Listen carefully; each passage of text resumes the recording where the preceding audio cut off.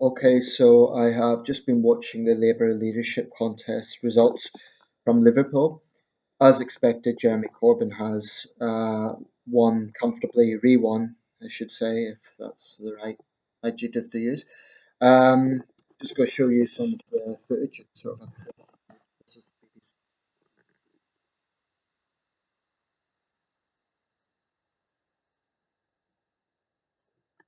so I should see there's just interviews and so on going on now. So Jeremy Corbyn won comfortably. He got 313,000 votes to Owen Smith's 193,000 votes. That's 61%. This is a clear mandate, and firstly, his victory speech was gracious, and he more or less struck the right notes. He congratulated his supporters. He thanked his supporters. He congratulated and thanked Owen Smith's campaign. Pointed out that it being fractious. That happens in a lot of political parties. Um, and he reached out. He said the culture of abuse must end. Now that's very important, and I hope his supporters really take that on board. There was interviews with Momentum supporters, and I have to say some of them came across reasonably. I've been critical of Momentum. I still am critical of Momentum, but I will say it's not quite fair to dismiss all Momentum supporters as hard left thugs. That's not fair. Nevertheless, it is irrefutable that there's several things that can be taken from this. Firstly, if Labour really, really wants to be a party of government, it has to look at a way of getting into government. Now, at present, to many people outside the party, it still looks like a protest party. If Jeremy Corbyn isn't to follow the fate of Michael Foot, then they're going to have to reach out. I understand that there was this backlash against New Labour. I totally understand that. And there was a heated debate recently on Question Time between John McDonnell and Alistair Campbell. Now, the consensus from a lot of Corbyn supporters is that it's people like Alistair Campbell destroyed the trust within the party. I definitely think there's truth in that. If you don't know, he's a spin doctor. He was Tony Blair's leading spin doctor, and he certainly did destroy a lot of trust in the environment of politics. But what the Corbyn side also need to understand is that whilst holding on to these socialist principles is understandable, and it's certainly more in common with the foundations of the party, Labour has to find a way to reach out to centrists. It cannot simply dismiss them from the party, and it cannot simply dismiss people from the wider public. Um, the journalist has just asked a valid question to a Momentum person. She said, "Do you think that Labour can reach out to, for example, people who voted Conservative in the last election?" That has to be the strategy. I'm not a member of the Labour Party, but I am interested in this. It is important who is in Her Majesty's official opposition. Um, they need to find a way to reach out. I do think that parliamentary Labour Party MPs do need to get behind Jeremy Corbyn. Whether or not they agree with his left wing stances is now beside the point. He has a democratic mandate and they should respect that. So I'm saying that as a Corbyn critic, they should respect that.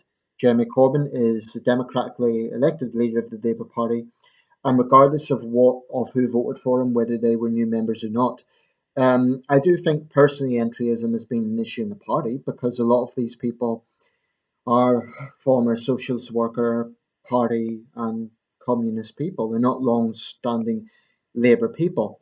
Having said that, the rules are the rules, and they voted for Jeremy Corbyn, so he has the mandate. So, cheap shots at Jeremy Corbyn in Parliament and so on. I think that there needs to be an end of that because abuse needs to end on both sides.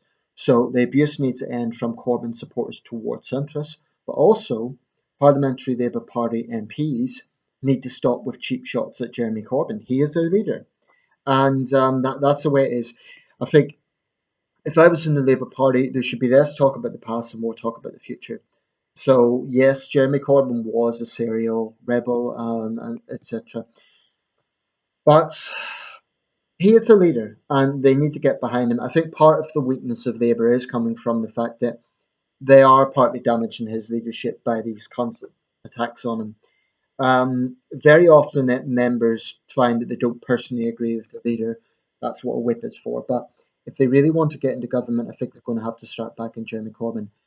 But if they do find that there is a situation where they really, really cannot, in good conscience, back him ideologically, if I don't know what sort of policies are going to come out with, but if Corbyn or McDonnell come out with some genuinely hard left policies that they simply can't get behind, then instead of complaining from within the party, I think they should leave the party and form a new party. I think that would be more productive than just an interview with a midnight person like that. Just missed it. Anyway, I'm going to round this up. There isn't a great deal more to say. Um, Jeremy Corbyn won this fairly. He is a leader of the Labour Party, and parliamentary Labour Party people need to accept that fact. But it also comes down to Corbyn supporters do not constantly abuse people who don't share the exact world outlook that they do. And it is irrefutable that there has been a lot of abuse against centrists. That question time event recently was interesting, where the woman got up and said that she hates Tony Blair, and that's really an attack on centrists in general. And this is what's been coming through with a lot of Corbyn supporters. But that's the way it is right now. I personally think Labour is going to have to work very, very hard to get a chance of getting into government in 2020. So they're going to have to, yes, keep the socialist principles, but they're going to have to reach out to centrists.